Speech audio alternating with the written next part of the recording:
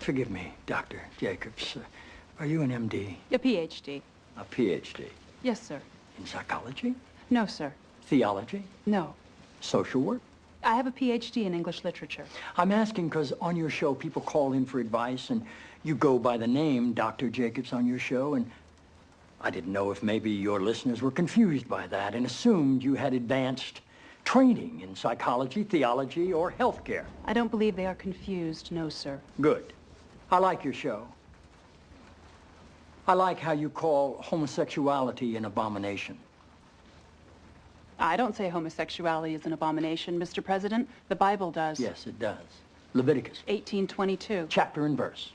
I wanted to ask you a couple of questions while I had you here. I'm interested in selling my youngest daughter into slavery, as sanctioned in Exodus 21:7.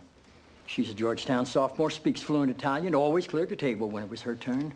What would a good price for her be? While thinking about that, can I ask another? My chief of staff, Leo McGarry, insists on working on the Sabbath.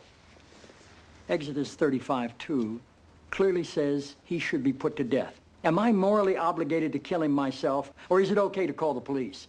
Here's one that's really important, because we've got a lot of sports fans in this town. Touching the skin of a dead pig makes one unclean, Leviticus 11:7.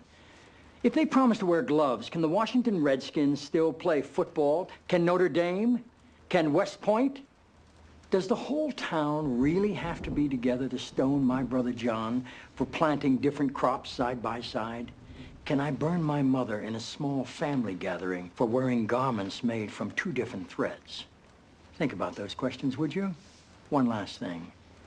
While you may be mistaking this for your monthly meeting of the ignorant tight-ass club, in this building when the president stands, nobody sits.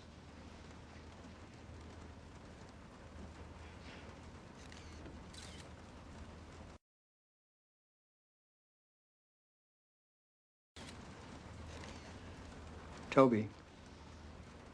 Yes, Mr. President. That's how I beat him.